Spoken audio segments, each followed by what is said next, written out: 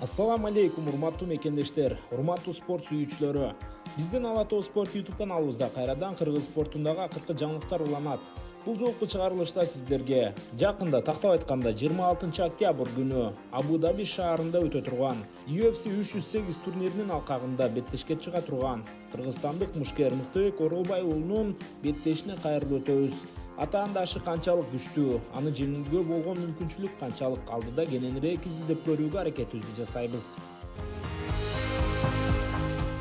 Кыргызстандык UFC мушкери Мыктыбек Оролбай уулу октябрда аталган промоушендеги 3-чү беттешине чыгат.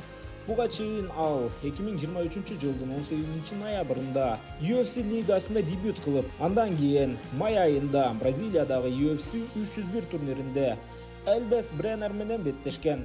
Артта калган эки беттешинде тең атаандаштарын ишенимдүү түрдө утуп алган Мыктыбек Оролбай уулу UFC'деги потенциалы мыкты болгон мушкерлердин катарында турат. Бул жолу анын алдыдагы атаандашы польшалык 32 жаштагы Матеуш Ребецки болот. Келиңиздер, бул атаандаш канчалык күчтүү, аны менен кененирээк таанышалы. Матеуш Гребецки үстүдө айткандай 32 жашта. Буга чейин 21 беттеш өткөрүп, анда 19 жолу жеңишке жетсе, 2 рет жеңилген. Акыркы беттеши май айында өткөрүп, анда Диего Феррейрага жеңүү ызасын тартып калган. Бирок ага чейин Матеуш Ребецки 2014 жылдан бери жеңил элек болчу. Ал аралыкта жалпы 16 беттеш өткөрүп, баарында тең ишенимдүү жеңишке жеткен. Ал UFC уюмуна 2022 жылы Dana White Contender Series турниринен өткөн. Негизги лигадагы дебютун 2023 жылы январда баштап, алгач Ник Фьоре, андан кийин тажикстандык Луик Раджабовду утуп алган. 3-чү беттешинде Роберт Росевалд менен беттешип, аны дагы ишенимдүү түрдө уткан жайы бар.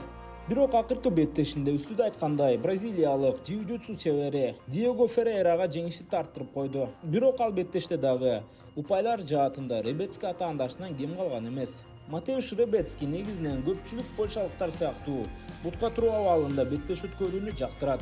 Бирок ага карабастан күрөштө да өтө мыкты. Ал бир беттеште орто эсеп менен 4 тейкдаун жасайт. Бул албетте Хабибтикине жетпесе дагы жогорку деңгээлде күрөш аларынан кабар берип турат. Ал эми 26 жаштагы Мыктыбек Оролбай уулуна келе турган болсок, буга чейин кыргызстандык мушкер жалпысынан 15 беттеш өткөрүп, анда 13 жолу жеңишке жетип, бир жолу жеңилип, бир жолу тең чыккан.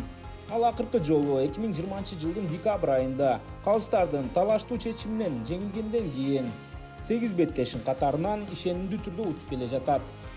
Үстүдө айтканда UFC уюмунда 2 беттеш өткөрүп, алгач Урош Медичти, андан кийин Эльвис Бреннерди ишенимдүү түрдө утуп алган жайы бар. Мыктыбек Оролбай уулу дагы атаандашы сыяктуу туруу абалында дагы өзүн жогорку деңгээлде көрсөтө алат. Жана анын ишенген мыкты жагы албетте тейкдаундар. Тактап айтканда күрөш. Буга чейин Эльвис Бреннер менен болгон беттеште Мыктыбек Оролбай уулу 17 жолу тейкдаун жасоого аракет кылып, анда 5 жолу ийгиликтүү ишке ашырган. Базалык жана стилдик жагынан эки мушкерде окшоштук байкалат. Ага карабастан Мыктыбек Оролбай уулу өзүнүн өзгөчө физикалык жөндөмү менен атаандашына караганда бул жолу дагы мыкты болуп чыгат деген илгери үмүтүбүз бар.